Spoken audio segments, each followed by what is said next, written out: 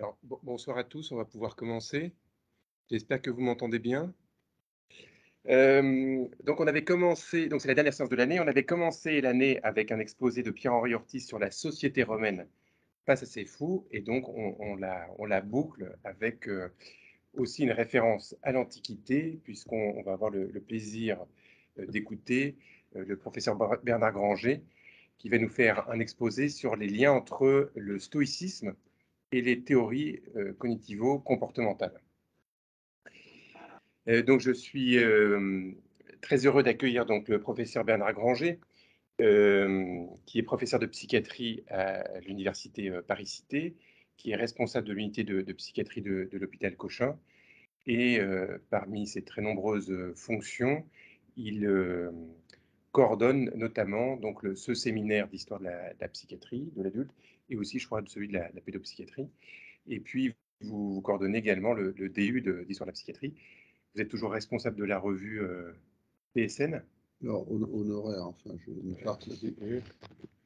participe plus vraiment. Je suis marqué dans l'ours, mais j'ai lâché prise au bout d'un certain nombre d'années parce que c'était trop de stress.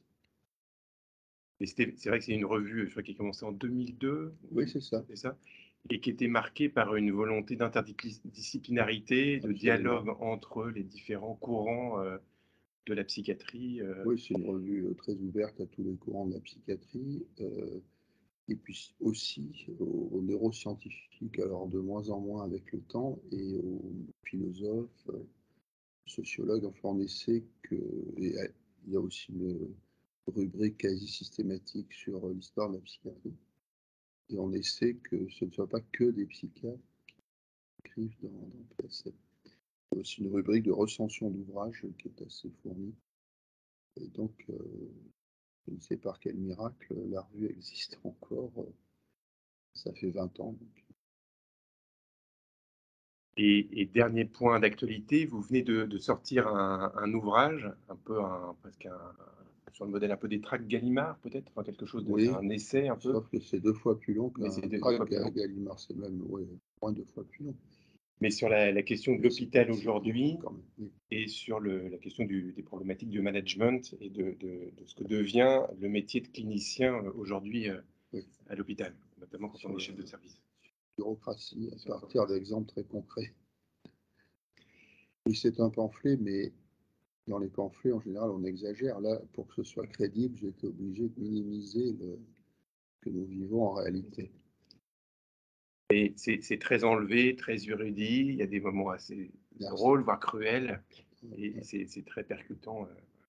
Donc je vous en recommande la lecture, Excel m'a tué. Voilà, bah, écoutez, je vous laisse la parole donc pour environ 1 heure d'exposé, et puis ensuite on pourra se rejoindre pour la discussion. Bien, ben merci beaucoup. Je suis très heureux d'être avec vous, d'autant plus que je suis en effet un des responsables de ce séminaire, même si je n'y interviens plus beaucoup. En tout cas, j'ai été très heureux de répondre à l'invitation de cette année et de parler, donc le titre exact, c'est Sources stoïciennes des thérapies cognitives. Alors c'est inhabituel, mais je n'ai pas de diaporama. C'est plus inattendu qu'inhabituel, c'est tout simplement que j'ai oublié ma clé USB, je suis un peu distrait, voire déficitaire de l'attention, mais prudent malgré tout, puisque j'ai imprimé les diapositives, je les ai sous les yeux et elles vous seront adressées dès que possible. Je les transmettrai demain. Donc, source stoïcienne des thérapies cognitives, ça peut paraître un peu curieux comme titre, mais en réalité, vous allez voir que même si ce n'est pas revendiqué avec force par les créateurs des thérapies cognitives, c'est quand même une référence qui est citée, et probablement que les affinités sont quand même assez fortes entre certaines conceptions stoïciennes et les thérapies cognitives. Alors là, vous savez que le courant cognitivo-comportemental est très complexe. Moi, je ne parle que des thérapies cognitives, pas des thérapies comportementales qui sont tout à fait autre chose et qui ne concernent pas vraiment le stoïcisme. Alors, je vais suivre le plan suivant. Je vais d'abord parler, à la suite de Pierre Hadot, qui est un auteur important dans ce domaine, ce qu'on appelle les exercices spirituels dans l'Antiquité. C'était des exercices que les différentes écoles philosophiques proposaient à leurs adeptes. Ensuite, je vais vous exposer brièvement et de façon sûrement approximative le système stoïcien. J'insisterai sur la doctrine de l'assentiment, puisque c'est ça qui probablement est le plus comparable à ce qui se passe dans les thérapies cognitives. Donc je vous exposerai ensuite les principes, les différentes étapes. Et enfin, je rapprocherai ce que dans les thérapies cognitives on appelle les pensées automatiques et les pensées alternatives de cette doctrine de l'assentiment. Et je rapprocherai les postulats fondamentaux, notion qui est utilisée dans les thérapies cognitives, avec l'idéal du sage, qui n'est pas propre d'ailleurs au stoïcisme, mais là aussi qu'on peut rapprocher de cette notion de postulat, même si le rapprochement est beaucoup moins clair que pour pensée automatique, pensée alternative d'un côté, doctrine de l'assentiment de l'autre. Alors, quelques références bibliographiques d'abord. Pour les thérapies cognitives, il y a un très bon livre de Jean Cotreau, Cotreau C-O-T-R-A-U-X, qui s'appelle Les thérapies cognitives, tout simplement. C'est adressé à la fois au grand public et aux médecins, aux psychiatres qui veulent se familiariser avec ce que sont les thérapies cognitives. Sur le stoïcisme et les stoïciens, il y a un excellent livre, La citadelle intérieure de Pierre Hadot chez Fayard. L'introduction de Pierre Hadot au manuel d'Épictète.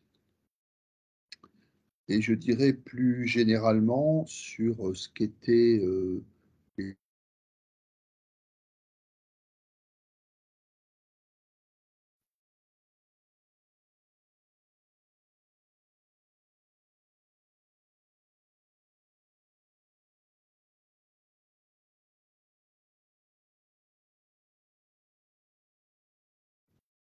Alors, est-ce que vous m'entendez là? Parce que visiblement, il y a une petite coupure.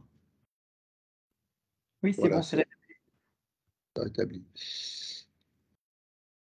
Alors, s'il n'y avait qu'un livre à lire, ce serait Exercice spirituel et philosophie antique, qui est très complet, avec énormément de références. Et Pierre Hadot écrit un français tout à fait admirable, clair, précis.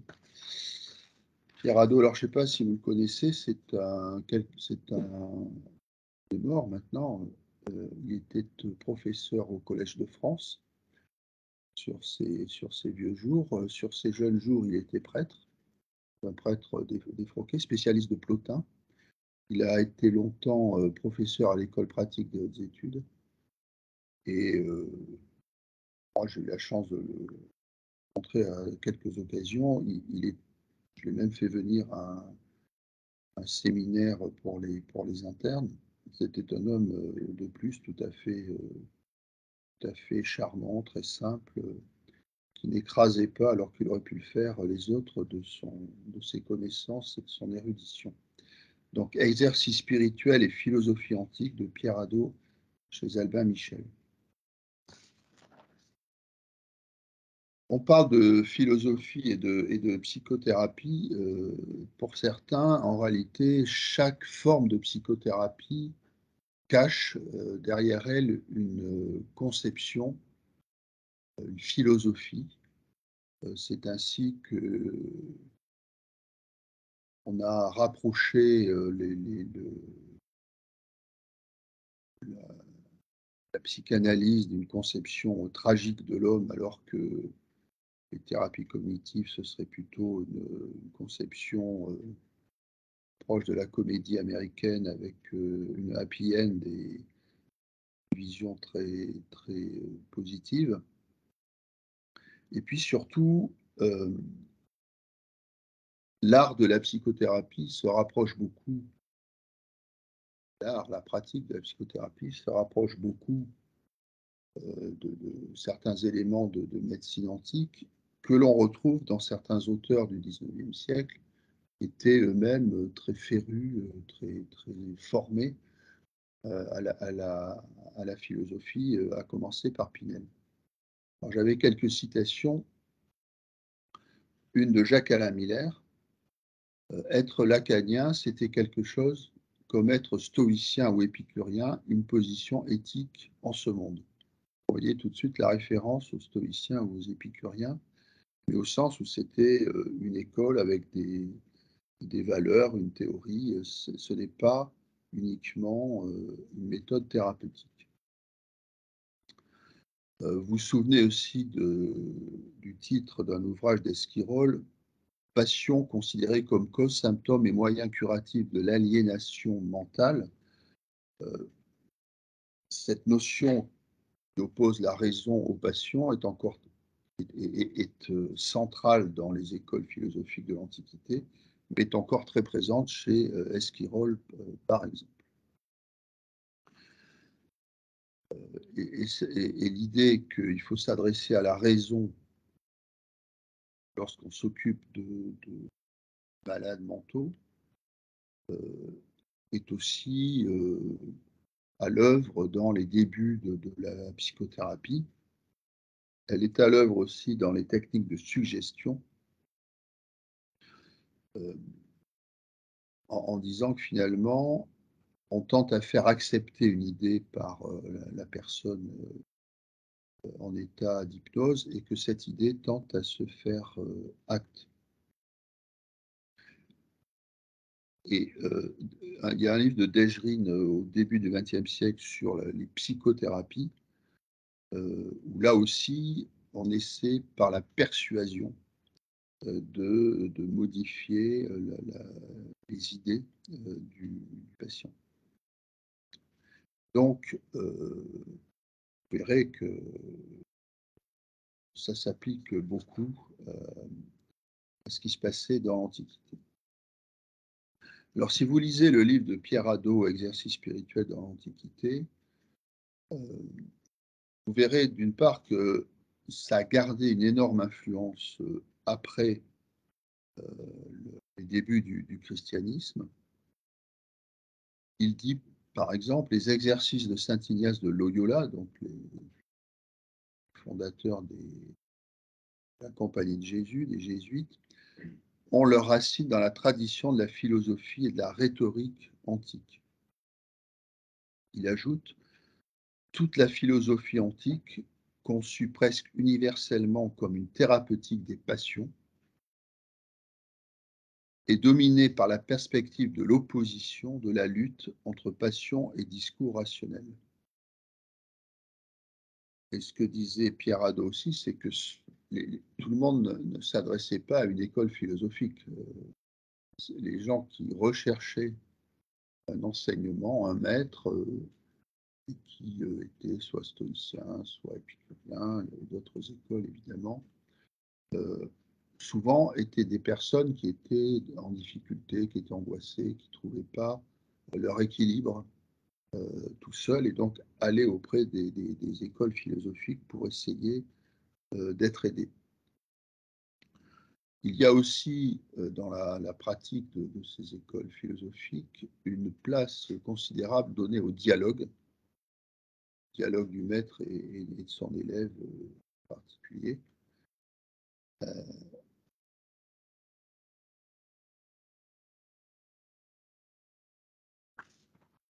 Alors, quelques mots de l'épicurisme, parce que je vais parler de stoïcisme, mais on l'oppose à juste titre, du moins pour un certain nombre de points, au stoïcisme. On verra pour les stoïciens d'où viennent les difficultés, mais pour les épicuriens, le malheur vient de la crainte de choses qui ne sont pas à craindre et du désir de choses qui ne sont pas à désirer. Et toute la recherche épicurienne consiste à supprimer ce qui est source de souffrance et à se mettre à l'abri de la souffrance et à rechercher le plaisir, mais pas la jouissance sans entrave, comme selon le slogan de 1968, mais des plaisirs très simples comme manger du fromage de chèvre à l'ombre d'un arbre au bord de la rivière et en dégustant un bon vin. Vous voyez, ça va pas plus loin. Euh, les épicuriens ont une philosophie matérialiste qui permet de ne plus craindre les dieux. euh, et il y a une ascèse des désirs. Alors, ascèse, c'est un mot qui est dérivé d'un grec qui veut dire exercice, justement. L'ascèse des désirs, et vous savez que pour les épicuriens, on a une distinction de trois types de désirs. L'ascèse des désirs consiste à satisfaire de façon absolue les désirs naturels et nécessaires, manger, boire, se chauffer. Ensuite, la satisfaction relative des désirs naturels non nécessaires, désirs sexuels, et l'exclusion des désirs ni naturels ni nécessaires, à savoir le luxe, les richesses, les honneurs, le pouvoir. C'était une école où les adeptes se mettaient en dehors de la société, contrairement aux stoïciens. Alors, cette classification pourrait être vue à la lumière de la physiologie moderne, mais enfin, elle garde une certaine valeur. Et beaucoup d'exercices dans l'Antiquité étaient communs dans leur structure, disons, dans leur définition, si ce n'était pas dans leur contenu, étaient communs aux stoïciens, aux épicuriens, aux platoniciens, à différentes écoles. Alors, il y a d'abord les entretiens qui parfois ont été publiés, qui sont donc des dialogues entre un maître et son disciple. Souvent, les publications sont le fait des élèves, c'est pas le maître qui écrit Il y a les commentaires de texte, le manuel, vous connaissez tous le manuel d'Épictète, par exemple. Alors, manuel en grec, ça se dit enkeiridion, ça veut dire quelque chose qu'on tient dans la main et qu'on peut dégainer en quelque sorte si on en a besoin, parce que c'est le même mot qui veut dire poignard aussi. On dirait aujourd'hui arme de poing. Donc manuel, c'est la racine keir qui veut dire main. Il y a les lettres aussi, les lettres que le maître envoyait à ses disciples. Il y a le dialogue avec soi-même. Le meilleur exemple, c'est Marc Aurèle. Il y a un autre exercice un autre pour la formation des adeptes.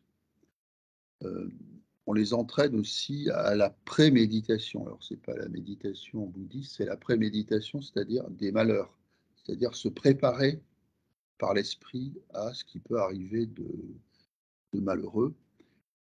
Et aussi, cet enseignement reposait beaucoup sur des sentences et des maximes.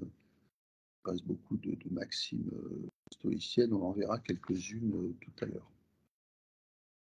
Donc ça, c'était la formation, les moyens qui étaient utilisés pour la formation des adeptes. Alors ensuite, il y a les exercices que Pierre Hadot appelle exercices d'application. Là, on va voir s'opposer les épicuriens et les stoïciens. Alors, un exercice quand même commun, c'est ce qu'on appelle la vision cosmique, la vision d'en haut, et un peu la Terre vue du ciel d'Arthus Bertrand, mais sous un mode philosophique, bien entendu. C'est-à-dire, on sort de son environnement immédiat et on essaie de contempler par l'imagination le cosmos. Un autre exercice d'application, c'est la contemplation de la nature. Et un troisième type d'exercice d'application, c'est l'examen de conscience. Tout ça, c'est commun aux épicuriens et aux stoïciens. Donc, on n'a pas attendu les scouts et les catholiques pour faire l'examen de conscience. Alors, pourquoi on oppose les épicuriens aux stoïciens? En réalité, les épicuriens recherchent une forme de détente, d'apaisement, en évitant tout ce qui peut faire souffrir et en recherchant le plaisir de la connaissance, le plaisir de l'amitié, le plaisir du corps. Citation de Lucrèce, donc poète, philosophe épicurien. Il nous suffit, étendus entre amis sur un tendre gazon, le long d'une eau courante, sous les branches d'un grand arbre, de pouvoir, à peu de frais, apaiser agréablement notre faim. Vous voyez, on n'est pas dans la fréquentation des restaurants 3 étoiles et l'exploitation forcenée de la nature. Il y a toujours cette notion de recherche, de dépouillement, dépouillement. Alors que les stoïciens, eux, sont sans arrêt dans la tension. Le héros stoïcien par excellence, c'est Hercule, qui est sans arrêt en train de se battre, d'accomplir ses travaux difficiles. Bon, il y a un idéal du sage à rechercher, mais qui est donc de porter l'attention à soi-même, de se concentrer sur le moment présent, d'exercer les 3 disciplines du désir, de l'action, du jugement. Je vais développer ça par la suite. Et d'essayer, c'est là où il y a un petit rapprochement à faire immédiatement aux thérapies cognitives, et pas qu'aux thérapies cognitives d'ailleurs, essayer de considérer les choses objectivement dans leur définition physique, en commençant par les petites choses. Alors, vous savez, il y a une célèbre maxime stoïcienne qui est il faut vivre chaque jour comme si c'était le dernier. Mais on ajoute, oui, mais en épicurien. Ça pour dire que l'éclectisme, c'est-à-dire emprunter aux différentes écoles ce qu'elles ont de meilleur et sans être dogmatique, a été une attitude aussi que plusieurs philosophes ont recommandé. Il y a cette phrase de Nietzsche: les résultats de toutes les écoles antiques et de toutes leurs expériences nous reviennent en légitime propriété. Nous ne nous ferons pas scrupule d'adopter une recette stoïcienne. Recette, c'est ce qu'il veut dire. Donc, nous ne nous ferons pas scrupule d'adopter une recette stoïcienne sous prétexte que nous avons auparavant tiré profit d'une recette épicurienne. Et effectivement, le mariage des 2 approches et d'une certaine façon, cette alternance de tension et de détente est peut-être à recommander.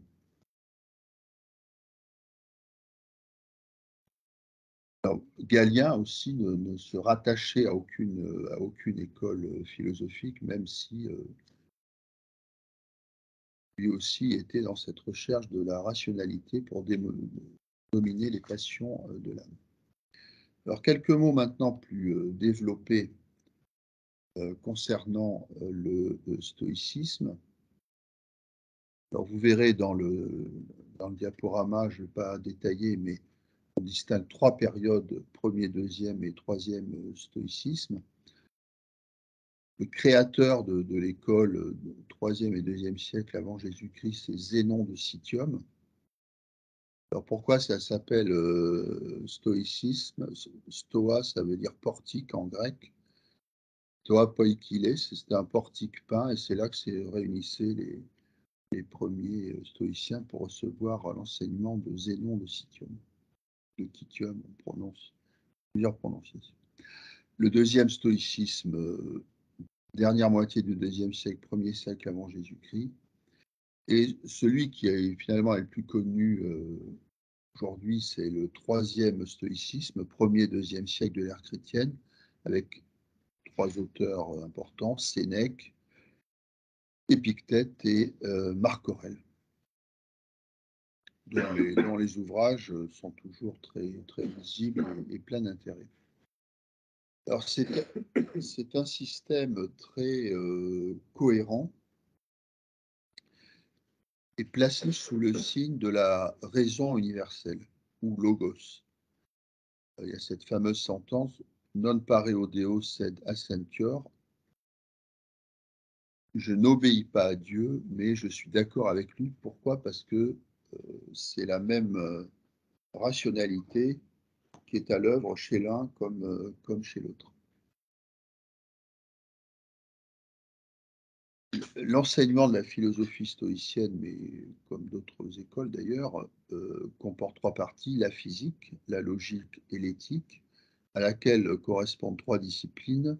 La discipline du désir qui correspond à la physique, la discipline du jugement qui correspond à la logique, et la discipline de l'action qui correspond à l'éthique. Alors là, je vous cite Pierre Hadot: la philosophie elle-même, c'est-à-dire le mode de vie philosophique, n'est plus une théorie divisée en parties, mais un acte unique qui consiste à vivre la logique, la physique et l'éthique. Alors c'est vrai que l'engagement dans une école philosophique, ce n'est pas s'engager à suivre les cours du soir, c'est vraiment s'engager à transformer sa vie et dans tous ses instants. C'est accepter une doctrine, mais dans le but souvent d'être aidé, de trouver un apaisement. Mais ce n'est pas la philosophie, il n'y avait pas des professeurs de philosophie qui rentraient après chez eux pour garder les actualités comme actuellement. La philosophie, c'était vraiment un engagement total. Alors, quelques mots maintenant plus techniques sur la doctrine de l'assentiment. Alors, ça fait partie de la logique qui est assez poussée chez les stoïciens, en disant quand nous recevons une information, il y a un premier temps de passivité. C'est ce que les stoïciens appellent la fantasia ou le fantaston, c'est-à-dire que la sensorialité nous apporte. Et ce que la sensorialité nous apporte est souvent de façon quasi immédiate interprété d'une certaine façon. On y rattache une phrase qui donne, qui va au-delà de la simple sensation. C'est ce que dans la logique stoïcienne on appelle les phantasiae logicae, c'est-à-dire finalement l'esprit qui va interpréter ce qu'il reçoit. Et après, il y a une mise en cause de cette interprétation, et soit on la rejette, soit on l'accepte. Soit on lui donne son assentiment, soit on la rejette. C'est-à-dire qu'il y a un temps de mise en doute, un temps critique de cette impression primaire. Et là, on parle alors de fantasticon ou de fantasma. Donc il y a la représentation, le jugement qu'on porte sur cette représentation et l'assentiment qu'on donne ou qu'on ne donne pas à cette, à cette première impression. L'exemple qui est donné, c'est un coup de tonnerre en pleine nuit. Donc c'est interprété comme un danger, ça entraîne un sentiment de peur et par la suite, il peut y avoir un refus de ce premier mouvement et une correction pour dire, après tout, ce n'est qu'un coup de tonnerre, je suis à l'abri, je ne risque rien. Et pour donner une image à ce processus cognitif, les stoïciens disaient, la main ouverte, c'est quand on reçoit quelque chose. La main fermée, c'est quand on donne ou non son assentiment. Le poing fermé, c'est quand on a une compréhension de ce qui s'est passé, et l'autre main qui recouvre la première main, le poing, c'est la vraie sagesse. C'est-à-dire qu'il y a une gradation dans la façon de ressentir les choses, de les interpréter et de les vivre. Alors parlons maintenant des trois disciplines qui sont associées pour les stoïciens. Donc la discipline du jugement. Vous connaissez sans doute cette fameuse phrase d'Épictète: ce qui trouble les hommes, ce ne sont pas les choses, mais leur jugement sur les choses. C'est-à-dire que le même événement va pouvoir être interprété de différentes façons par différents individus, et quelque chose sera vécu de façon sereine par l'un et au contraire de façon catastrophique par l'autre, parce que le jugement qu'il porte sur les choses n'est pas le même. Et donc il y a l'événement tel qu'il est objectivement, et il y a le jugement qu'on porte sur cet événement, et c'est ce jugement pour les stoïciens qui entraîne les émotions négatives en particulier. Notre notion importante chez les stoïciens, c'est ce qui dépend de nous, ce qui ne dépend pas de nous. Ce qui ne dépend pas de nous, il faut tout simplement l'accepter, ça ne sert à rien de s'offusquer contre des choses sur lesquelles on n'a pas de pouvoir. Alors, parfois difficile, c'est de passer la limite entre ce qui dépend de nous et ce qui ne dépend pas de nous, mais il y a cette notion, on retrouve d'ailleurs aujourd'hui dans certaines formes de thérapie cognitive, c'est cette notion d'acceptation.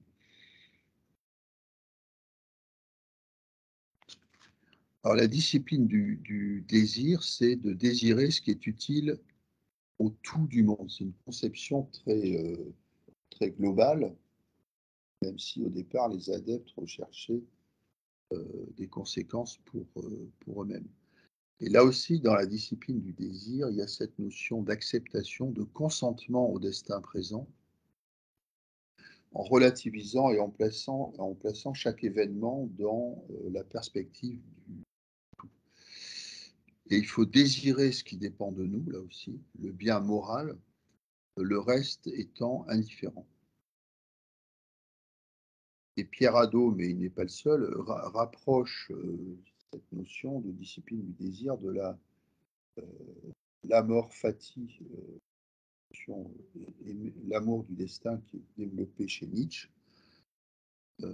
Ma formule pour ce qu'il y a de grand dans l'homme est amor fati, ne rien vouloir d'autre que ce qui est, ni devant soi, ni derrière soi, ni dans les siècles des siècles, ne pas se contenter de supporter l'inéluctable et encore moins de se le dissimuler. Tout idéalisme est une manière de se mentir devant l'inéluctable. Donc ce qu'il faut, c'est l'aimer, aimer tout ce qui se passe. Vous voyez, ça va un peu même au-delà de la conception stoïcienne, mais on voit à quel point Nietzsche a pu être influencé par cette philosophie. Et enfin, discipline de l'action. Velle non discitur, la volonté ne s'enseigne pas.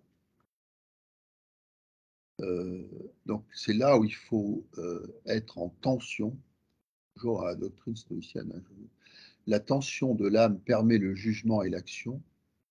Tendre l'âme et l'accorder comme une lyre, et la force de l'âme apprend à se tendre par l'exercice.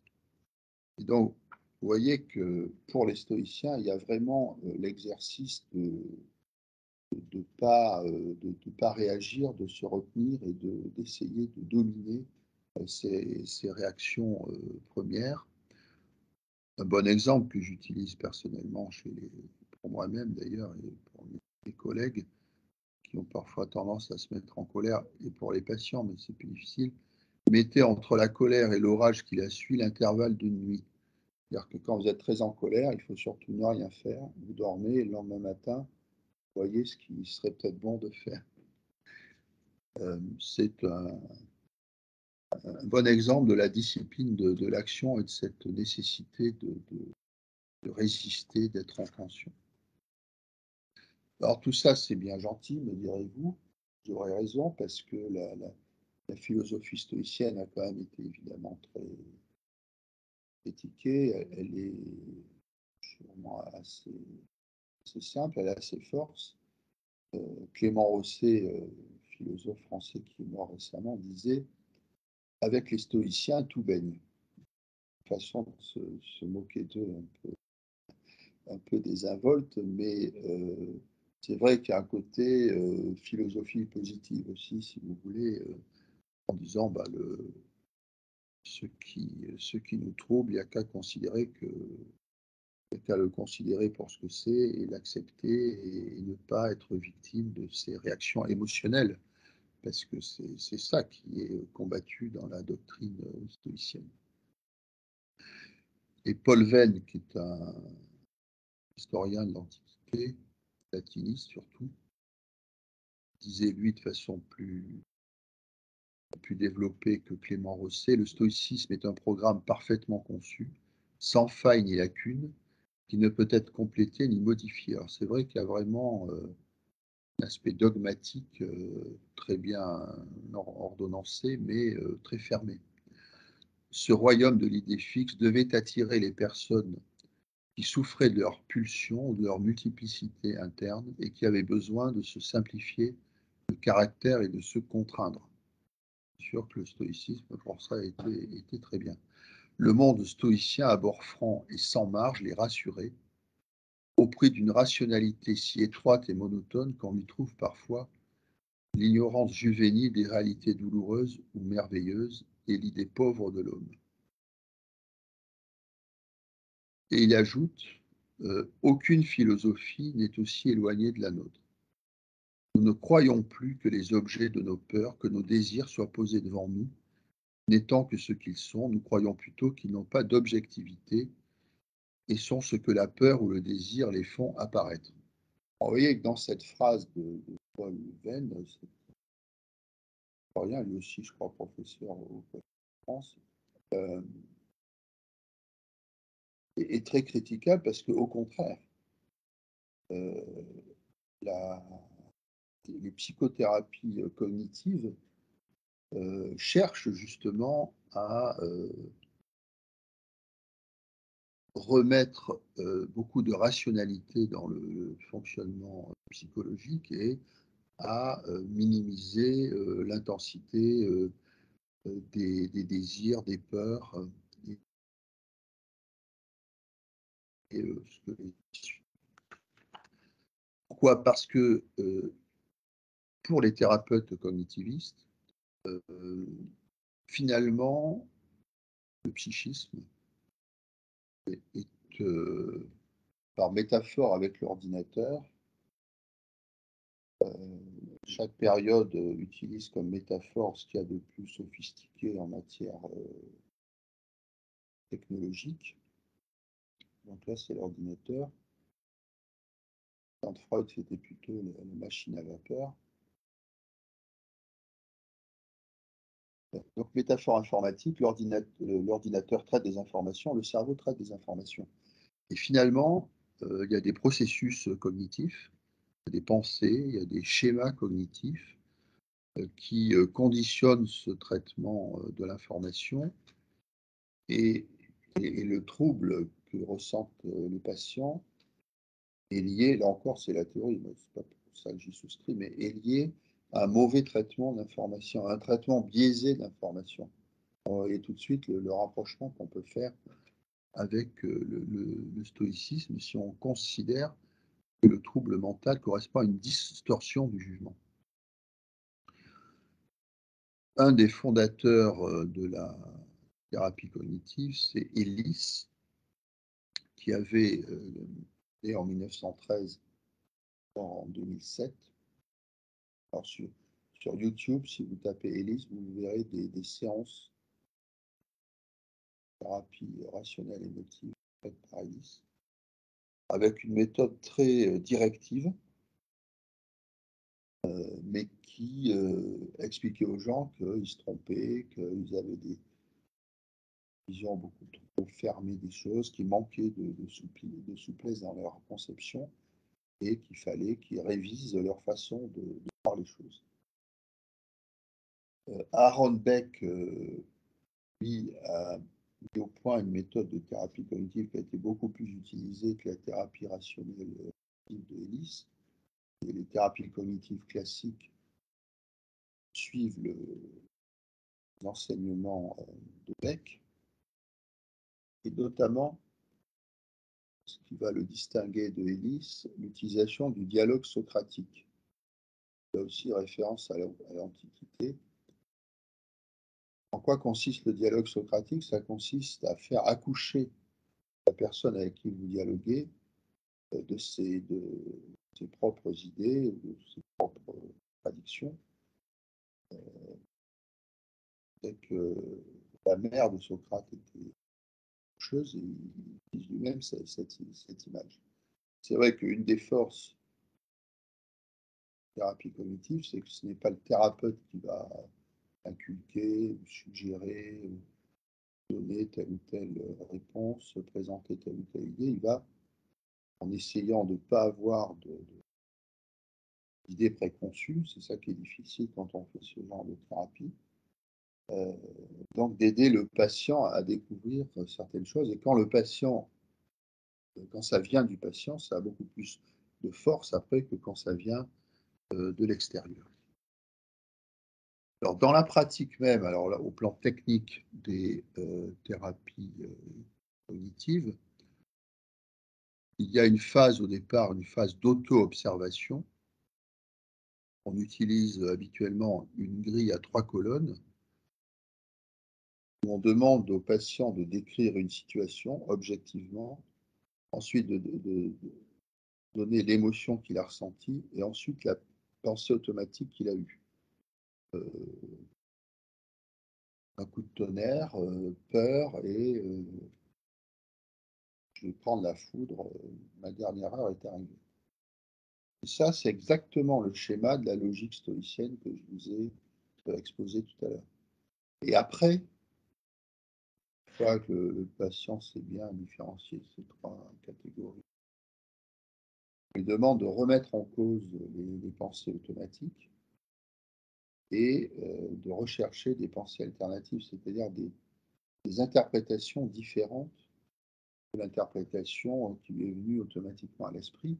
Et là, on retrouve aussi en grande partie la doctrine de l'assentiment, c'est-à-dire qu'il y a plusieurs temps dans le traitement des événements extérieurs ou même internes, et qui sont tout à fait superposables à ce qu'enseigne la logique stoïcienne.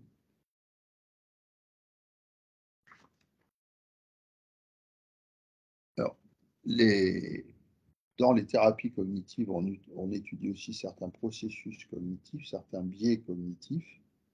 Dans la logique stoïcienne, je fais allusion, mais là, c'est vraiment pas les mêmes processus cognitifs. Enfin, là, on ne peut pas vraiment faire de rapprochement. Et enfin, dans les thérapies cognitives, il y a une autre notion très importante, celle de schéma cognitif. On considère que nous avons tous des schémas cognitifs qui sont des vérités sur le monde, sur soi, sur les autres. Par exemple, il faut se méfier des autres, ils ne cherchent qu'à nous arnaquer. Ça, c'est un schéma cognitif où, sur soi, il faut que je réussisse tout ce que j'entreprends, sinon je suis nul. Le monde est plein de dangers, il faut être sans arrêt sur ses gardes. Ça, ce sont des schémas cognitifs. Ceux que je vous cite sont évidemment très caricaturaux. Ces schémas sont en grande partie inconscients. Là, je vous explique la doctrine à l'œuvre dans les thérapies cognitives. Ils sont en grande partie forgés dans l'enfance, par l'éducation, par les expériences vécues. Et ce sont ces schémas qui conditionnent les pensées automatiques et les réactions émotionnelles. Il est évident que si vous avez un schéma il faut que je réussisse tout ce que j'entreprends, vous allez, si tout ne se passe pas au mieux pour c'est là où vous allez avoir des pensées automatiques très négatives et des réactions émotionnelles très négatives. Si vous en foutez pas mal d'être premier, dernier ou milieu du classement, vous réagirez évidemment de façon très, très différente. Et donc, on considère aussi, les cognitivistes, que ces schémas cognitifs peuvent être dysfonctionnels, et c'est parce qu'ils sont dysfonctionnels que ça entraîne une souffrance psychologique ou après, pour tel ou tel trouble de la personnalité, on va retrouver tel ou tel schéma dysfonctionnel. Dans la dépression, il y a des schémas dysfonctionnels très, très, très habituels. Donc vous voyez que, un peu comme pour les stoïciens d'ailleurs, dans ce thérapie cognitive, selon Aaron Beck, parce que après ça s'est sophistiqué, ça s'est compliqué, c'est complété, c'est quand même ce principe de rationalité qui est au centre de la conception. Rationalité lorsqu'on critique les pensées automatiques et rationalité lorsqu'on essaie de remodeler les schémas cognitifs. Alors, sans que ce soit exactement la même chose, on peut considérer que l'idéal du sage, tel qu'il est conçu dans l'Antiquité, notamment chez les stoïciens, est une forme de schéma cognitif, de postulat à rechercher, une sorte de postulat type vers lequel il faudrait tendre. Alors, il y a trois composantes dans l'idéal du sage stoïcien. Il y a l'ataraxie, qui veut dire la tranquillité de l'âme, apportée par la discipline du désir. La tranquillité de l'âme, on donne souvent la comparaison avec une mer d'huile, c'est-à-dire que rien n'arrive à vous troubler. L'autarkeia, c'est-à-dire l'autarcie, mais ça ne veut pas dire qu'on vit avec les pommes de terre qu'on cultive dans son jardin, ça veut dire l'autonomie psychologique, la liberté intérieure.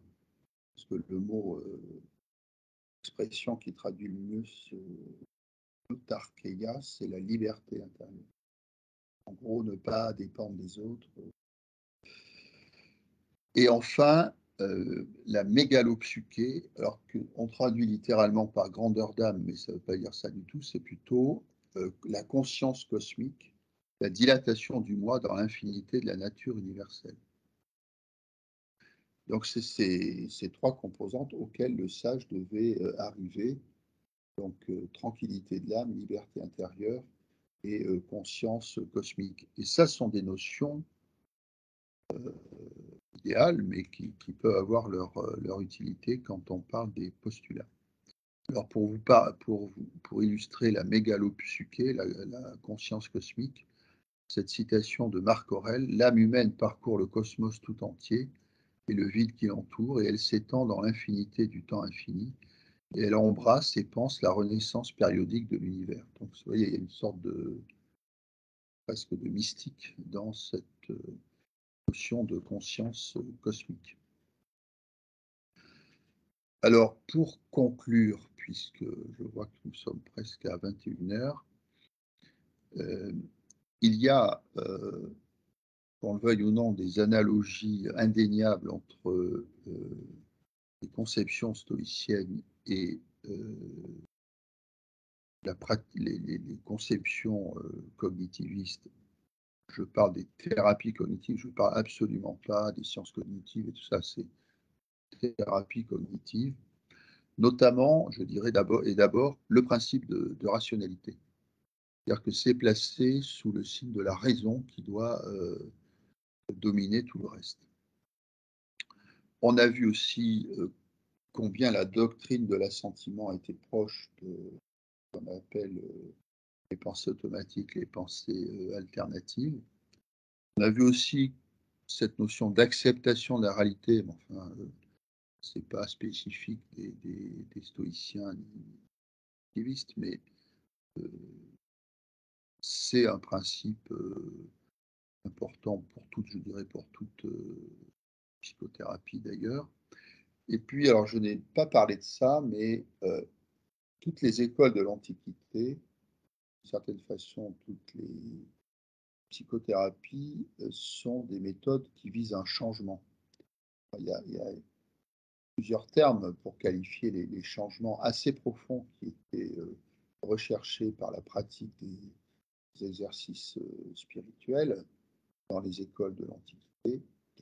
Parler d'auto-transfiguration, de métanoïa, donc de changement, d'un bouleversement beaucoup plus profond finalement que les aménagements qui sont recherchés par les psychothérapies.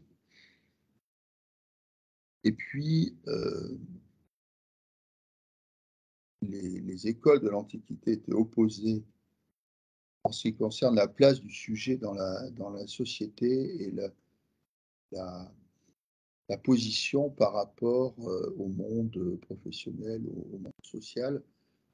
Je l'ai dit tout à l'heure, les épicuriens étaient plutôt en retrait, alors que les stoïciens étaient très engagés dans la cité, avaient même des positions éminentes. On a beaucoup reproché aux thérapies cognitives de vouloir finalement adapter l'individu à son environnement, à la société. Elle se rapprocherait plus du stoïcisme que de l'épicurisme.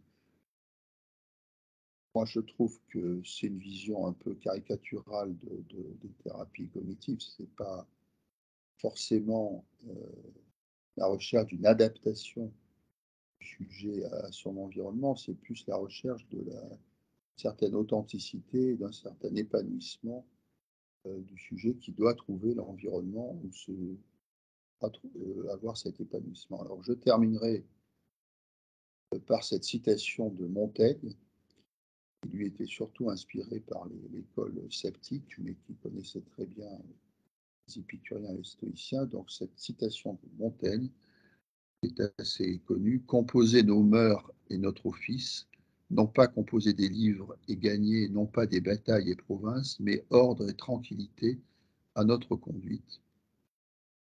Notre grand et glorieux chef-d'œuvre, c'est vivre à propos.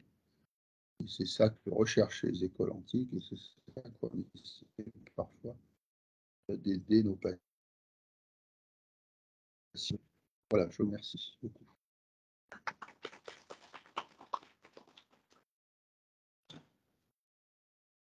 Alors, on a un petit moment pour discuter, oui.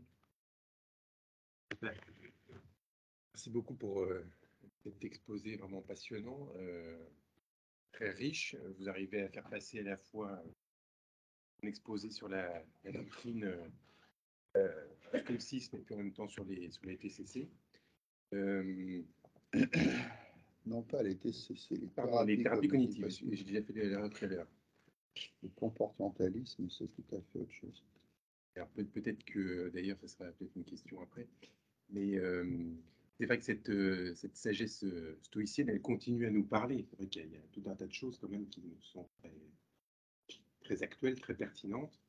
C'est vrai aussi que ça traverse notre culture. Vous avez cité Montaigne, Pascal aussi, enfin, c'est quelque chose aussi qui se trouve peut-être au fondement aussi d'un certain christianisme. Et c'est un certain nombre de choses qui continuent à nous toucher. Alors, et puis il y a aussi peut-être une reprise aussi au début même de la psychiatrie, dans le sens où c'est vrai que cette question des passions et de la lutte contre les passions a été quelque chose qui a été une problématique au début du 19e chez Pinel ou chez Pesquet. Mais peut-être qu'il y avait cet écart quand même au sens où, peut-être notamment chez Esquirol, que ce traitement des passions ne se faisait pas de la même façon. Et peut-être que ce n'était pas une maîtrise des passions qui était recherchée, mais plutôt et essayer de trouver une solution via ses passions, sans réduire complètement ses passions, et sans chercher à les, à les maîtriser totalement.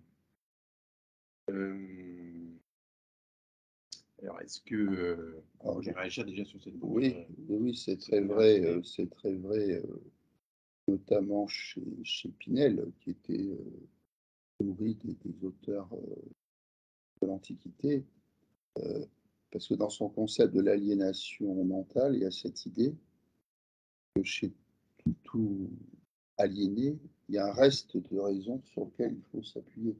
Donc c'est bien ce principe de rationalité, donc, qui évidemment vient aussi du siècle des Lumières, mais dans la conception même des maladies mentales, il y a sans arrêt cette dialectique entre la raison et les passions, la raison, la déraison, le logique. Et c'est vrai que les racines de certaines approches de la maladie mentale et de ses traitements trouvent leurs racines dans l'Antiquité. Et alors c'est vrai aussi que chez Esquirol, c'est un peu la même chose, mais là c'est très élaboré en fonction du type de passion. Enfin, c'est beaucoup plus sophistiqué que les passions en général. Alors aujourd'hui, dans la pratique des psychothérapies, est-ce qu'on peut dire ça? On peut le dire des thérapies cognitives, c'est évident. Là où il y a une confrontation, c'est avec la psychanalyse, parce que c'est une autre forme d'explication, une autre forme de schéma, d'autres dogmes, je dirais presque. La notion de raison ne me paraît pas très présente. C'est pas un reproche, hein, c'est un Oui. constat. C'est plus ça met beaucoup plus l'accent sur les émotions, traumatismes, des choses comme ça, dont on voit que c'est assez absent dans cette option-là, où c'est beaucoup plus plat comme approche. C'est vrai que sur le stoïcisme, il y a eu des critiques quand même très tôt pour dire, bon, alors cette espèce d'ataraxie comme ça du sage, quand même, quand père qui verrait mourir son enfant, ah, il faut accepter, c'est le destin, les choses ne pouvaient pas se passer autrement, il ne faut pas être accablé. Du coup, c'est des critiques très classiques hein, Oui, oui, du bien sûr. stoïcisme. C'est ça, c'est-à-dire qu'il y a une sorte d'abolition des réactions émotionnelles qui sont considérées finalement rationnelles, alors que c'est une chose qui est partie intégrante de l'homme et qu'il faut respecter. Cela étant dit, les mots de consolation quand quelqu'un vient de perdre un être cher, c'est un peu toute chose, un peu les mêmes mots. Et,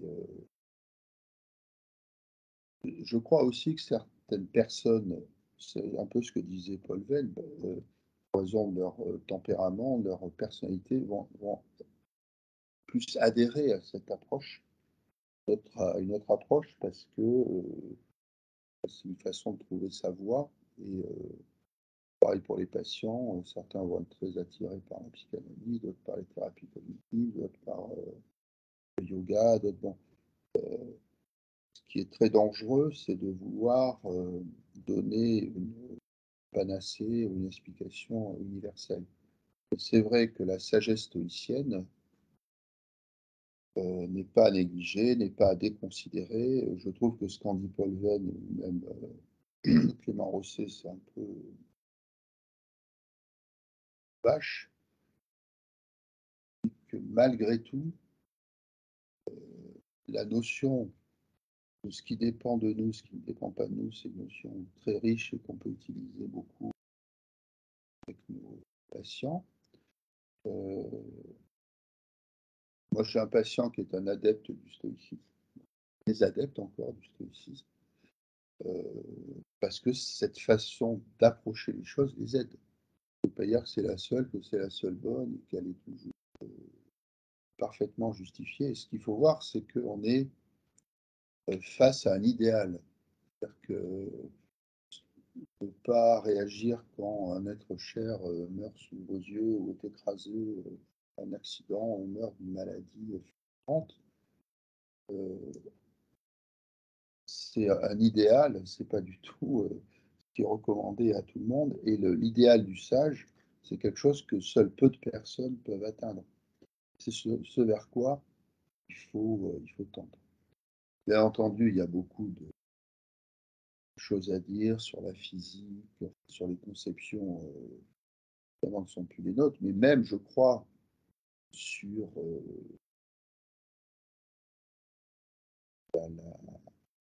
ce qu'on sait quand même des réactions physiologiques, des biais cognitifs. On a beaucoup enrichi les connaissances de ce côté-là, et donc ça a un côté totalement désuet quand on lit certains textes.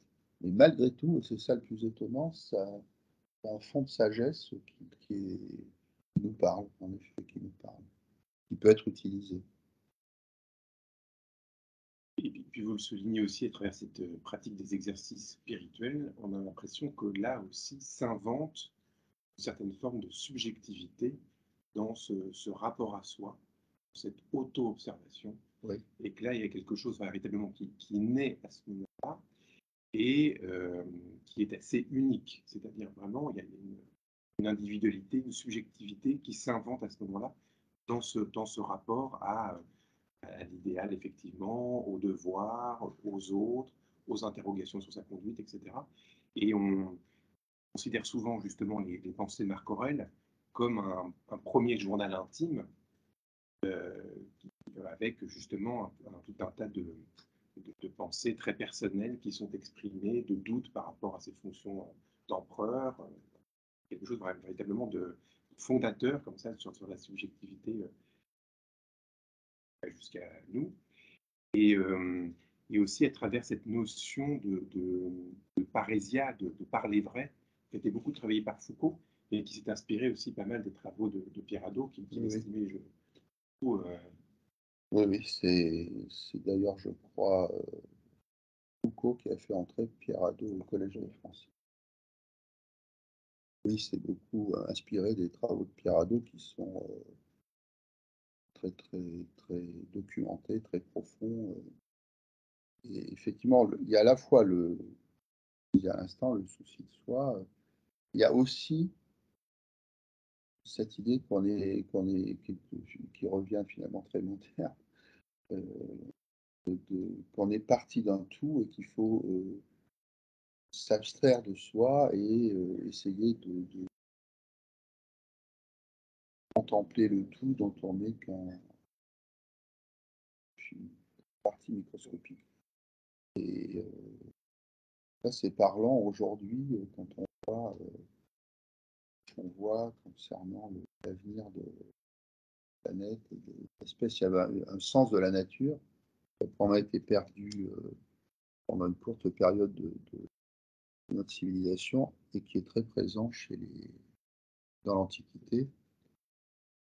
Je crois, alors, certains disent, ah, mais de toute façon, c'est impossible de se mettre dans la peau de quelqu'un qui a vécu au 1er siècle avant Jésus-Christ, au 4e siècle avant Jésus-Christ, au 1er siècle, 2e après Jésus-Christ.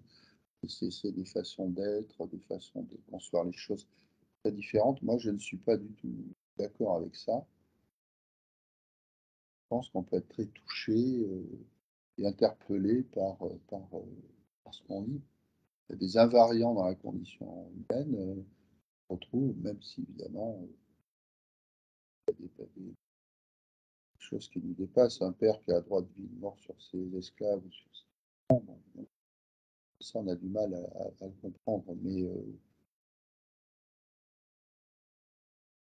moi je dois avouer, enfin, je dois reconnaître surtout que les livres de Pierre Hadot m'ont beaucoup apporté, alors que ce sont des livres sur les sagesses antiques, mais descriptifs. Enfin, ce ne sont pas des livres qui veulent convertir les gens à telle ou telle école, mais c'est d'une richesse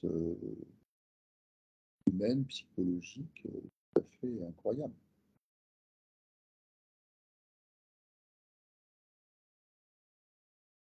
Ah oui. Alors, historiquement, les thérapies comportementales sont arrivées avant les thérapies cognitives. Thérapie comportementale, le behaviorisme, c'est toute fin du 19e siècle, début du 20e siècle.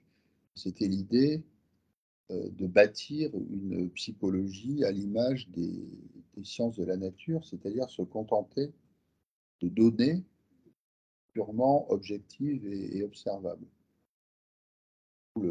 Qu'est-ce qui est observable? C'est notre comportement. Si je bouge les mains, c'est les mains, c'est objectif. Bon. Et ce que je pense en ce moment, personne n'y a accès. Peut-être même pas moi, parce que ça va très vite, on pense à 36 trucs à la fois, on oublie. Bon. Et donc, le behaviorisme radical, en quelque sorte, ne s'intéressait qu'au comportement avec tout un tas de théories. Dans certains cas, reste intéressant pour des obsessions, du renforcement de tel ou tel comportement, alors que le cognitivisme, c'est pas du tout ça. Ça s'intéresse peu au comportement, et s'intéresse surtout à la vie intrapsychique. Donc, un behavioriste rigoureux rejette le cognitivisme. Pour lui, les thérapies cognitives, c'est de la gnognotte, c'est pas de la behaviorisme pur et dur. Mais les deux courants se sont rapprochés parce que il y a quand même une démarche expérimentale, une démarche qui se veut rationnelle, on tombe toujours là-dessus. Et finalement, ils se sont mariés alors qu'il y a une incompatibilité théorique, mais quand on combine les deux approches, on est à l'aise parce qu'il y a ce principe d'expérimentation, d'approche qui se veut malgré tout scientifique, et on peut très bien travailler sur les deux tableaux, c'est-à-dire sur le discours intérieur, sur les postulats et sur tel ou tel type de comportement. Et d'ailleurs, très souvent, pour changer sa façon de voir, il faut commencer par tester des comportements différents. La fameuse phrase mettez-vous à genoux et vous croirez, c'est-à-dire qu'on change les pensées par le changement de comportement. Moi, je l'ai souvent vu en pratiquant une psychothérapie. La compréhension de soi, tant qu'il n'y a pas une traduction comportementale, peut rester insuffisante. D'où la force de frappe des deux approches a priori non conciliables lorsque finalement on les a conciliées.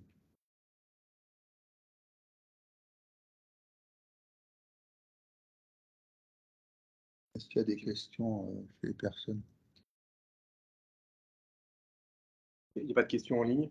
Il y a des remerciements pour l'ensemble du séminaire. Autre question?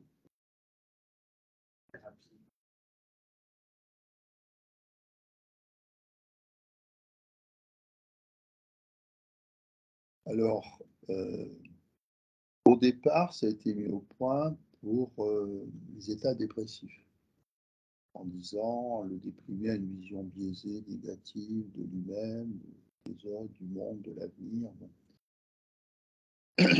Et après, ça a été étendu, et sûrement avec succès, dans les troubles de la personnalité, dans les troubles anxieux. Pas du tout dans les troubles psychotiques. Déjà beaucoup. Parce que, pour laquelle ça ne sert à rien dans les troubles psychotiques. Parce que, parce que quand on veut raisonner un délirant, c'est qu'on perd son temps, puisque le délire n'est pas dans le thème, il est dans la conviction. Encore qu'il y a des travaux qui montrent que quand on confond la réalité, certains délirants peuvent obtenir des résultats, mais en réalité, non. Oui, oui, oui. Et Pinel lui-même faisait des thérapeutiques très particulières. On cite, je ne sais pas si c'est du mythe ou la réalité, mais on cite le cas délire de culpabilité d'un patient. Il s'accusait à tort d'avoir tué une autre personne. Pinel, avec toute son équipe, se déguise en juge, en avocat, ils font un faux procès et à la fin, le patient est acquitté. Ça va le rassurer quelques minutes, quelques heures, quelques jours, puis après, la force du délire va faire en sorte que l'idée qui était partie n'était pas réellement partie, mais ça on voit bien avec nos patients délirants d'ailleurs, renoncer à vouloir leur démontrer quoi que ce soit. Alors que dans les troubles anxieux, il y a cette part de raison dont parlait Pinel et qui est beaucoup plus. Et là, il y a beaucoup de travaux qui montrent l'efficacité de cette approche, parfois de façon assez rapide. Hein. Des succès, mais ça m'est arrivé quand même. C'est une dame âgée, en quelques séances, elle avait tout compris et puis elle avait opéré les changements, s'était débarrassé de postulats dysfonctionnels. Et parfois, on s'impose à soi-même des choses horribles. Il va falloir s'en débarrasser.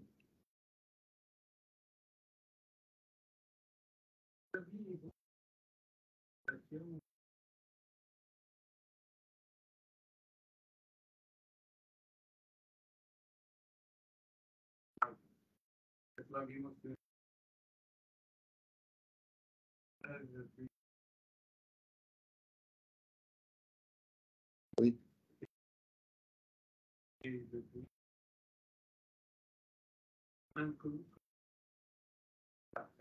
Alors, il y a certainement.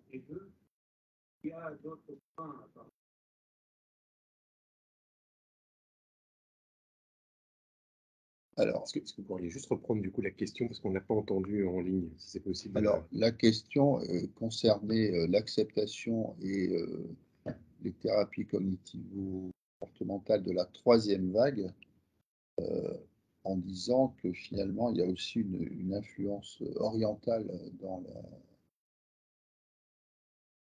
cette troisième vague. Et est-ce que il y a aussi une influence stoïcienne sur cette troisième vague? Je dirais qu'en effet, notamment avec la pratique de la méditation en pleine conscience, enfin, l'influence extrême orientale peut-être plus marquée, encore que la méditation sur le moment présent faisait partie des exercices spirituels de l'Antiquité.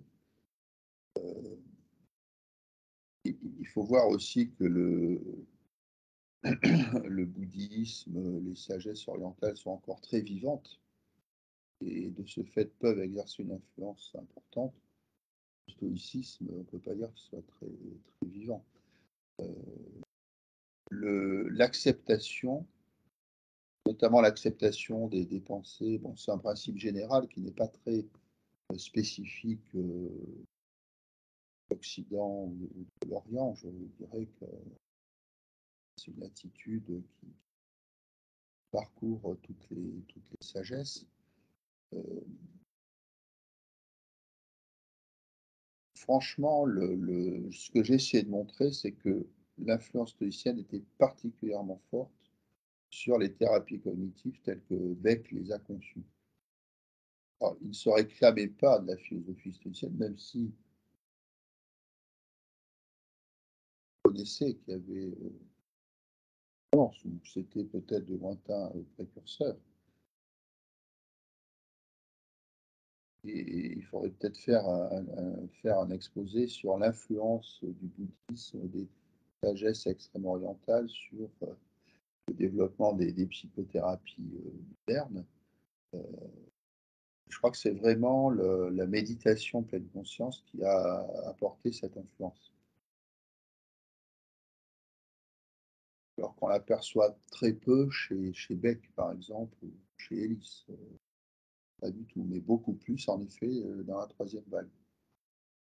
Je ne sais pas si j'ai bien répondu à vos questions, mais on pourrait aussi, je ne suis pas spécialiste de philosophie comparée, mais il y a sûrement aussi des points de recoupement entre que disaient les stoïciens, les épicuriens, et ce que peuvent dire les hindouistes, les bouddhistes, d'autres écoles extrêmement mentales.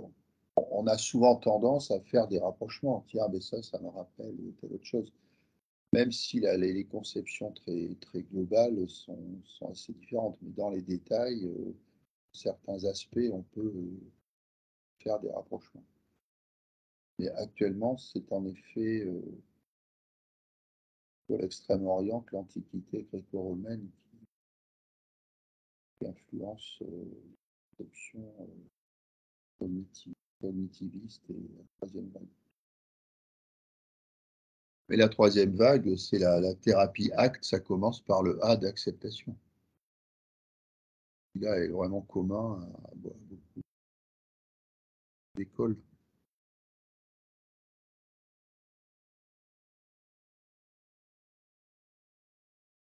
Il y a d'autres questions.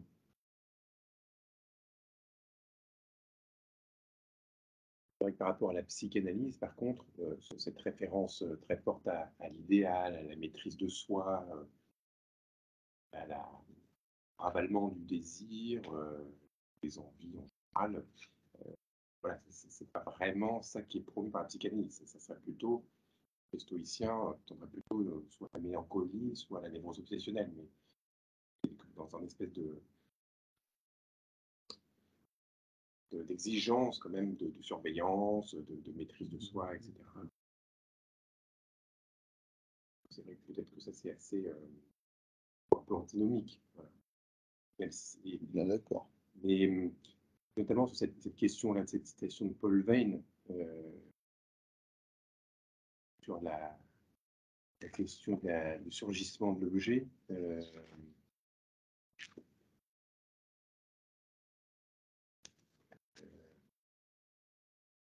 Ici, finalement, nous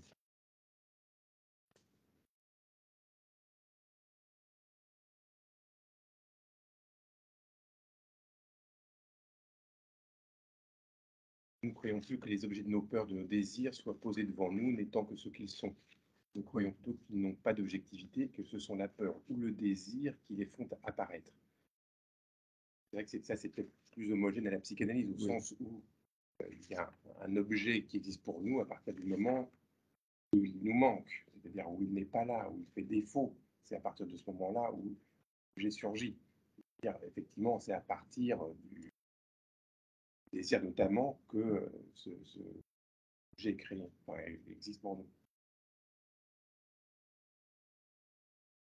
Et que parce que, par exemple, dans le développement de l'enfant, par exemple, un certain nombre de phobies sont nécessaires. Alors, les animaux, puis les petits animaux, ça fait partie de l'appréhension justement de l'acceptation de la réalité telle qu'elle est. Elle est dangereuse, il y a des choses à éviter, etc. Comment, du coup, comment c'est conçu donc, par la théorie cognitiviste, Mais quand, ce genre le fait que des peurs soient nécessaires. Je ne sais pas si des peurs sont nécessaires. Moi, j'ai lâchement abandonné la psychanalyse quand j'ai lu le petit Hans, considérant que quelque chose qui n'allait pas dans ce texte, qui est très critiqué. Bon, c'est vrai que dans le développement d'enfants, il y a certaines peurs qui peuvent apparaître. Est-ce qu'elles sont nécessaires? Et surtout, est-ce que ce que dit Paul Veyne est vrai? Paul Veyne, marqué par son époque, elle-même marquée par un paralysme, quand il dit « Nous ne croyons plus que les objets de nos peurs, de nos désirs soient posés devant nous, étant que ce qu'ils sont », c'est très contestable comme affirmation. Très contestable.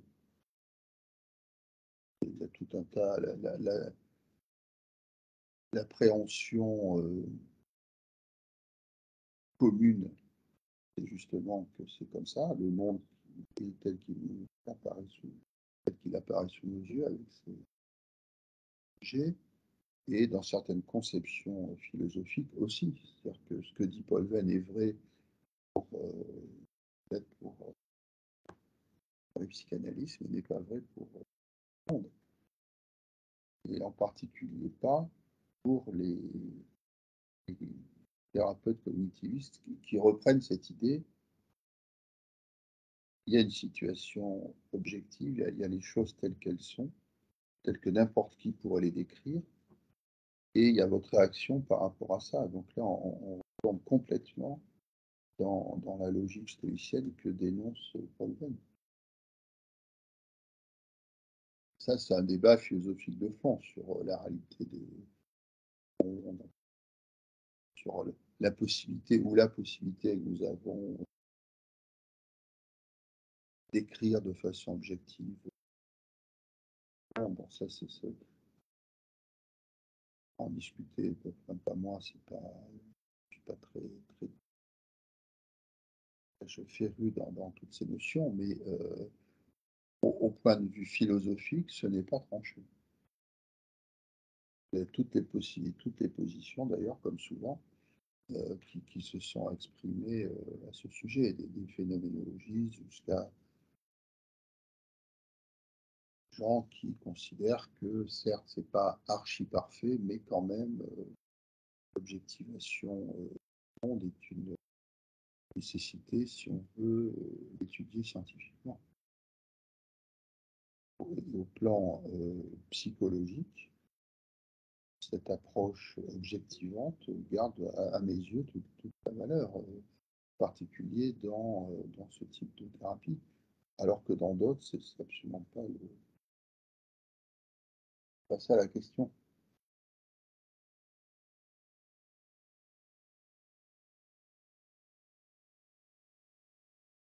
Alors, Pas d'autres questions en ligne dans la salle?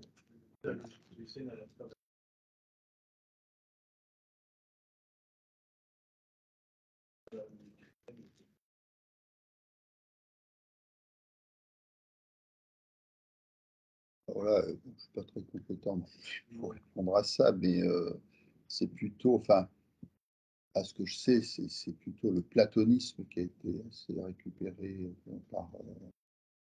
par les chrétiens. Il y a quand même il y a cette idée du logos qui ferme tout. Alors, début de l'évangile selon saint Jean, ente arche en logos, au début était le logos. Donc il y a des rapprochements possibles. On peut tout christianiser, mais en particulier le platonisme, d'une certaine façon le stoïcisme, mais on est quand même très loin. C'est-à-dire que dans le stoïcisme, il y a une différence fondamentale, c'est que Dieu n'est pas personnifié, c'est une vision très, très totalisante. Il n'y a pas Dieu qui crée le ciel et la terre, qui surveille ce que vous êtes en train de faire, qui lit vos pensées, etc. Là, on est très loin quand même de cette perspective. Bon, le christianisme, c'est tout un monde où il y a des influences, évidemment, mais je dirais que c'est quand même loin d'être assimilable. C'est loin d'être assimilable.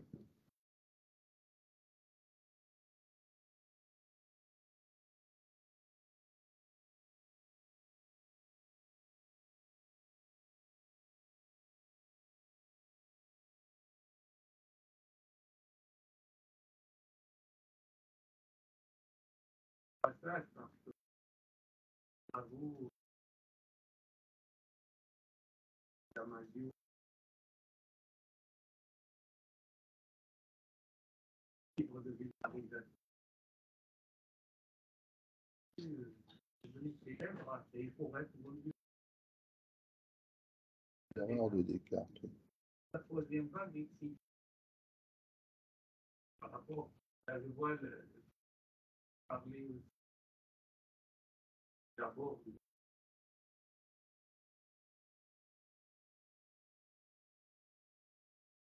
Oui. Mais en termes de rationalité, c'est très critique.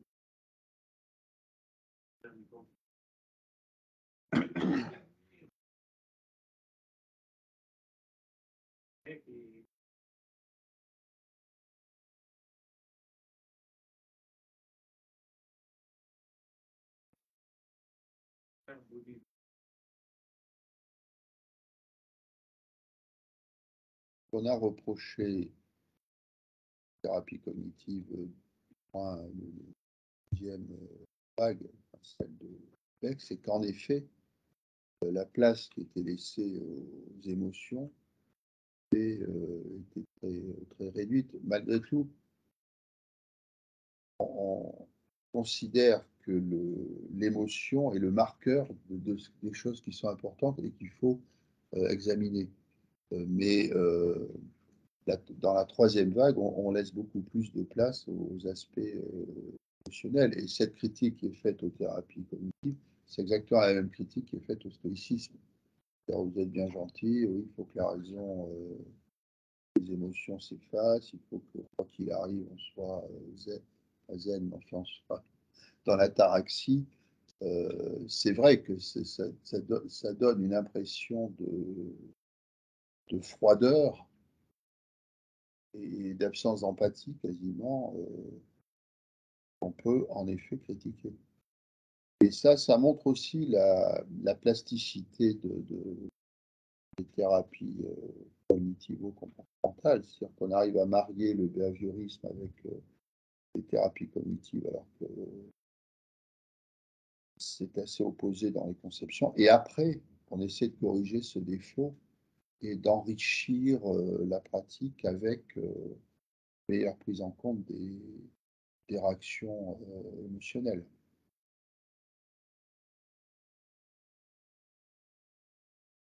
Donc, on verra la quatrième vague. Tarde quand tout ça sera réagencé.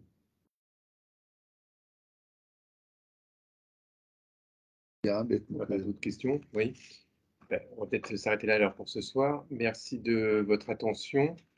Et donc, je pense que le séminaire reprendra, si tout va bien, en mois de novembre 2023. Voilà, bonsoir. Bonsoir à tous. Bonsoir, à bientôt.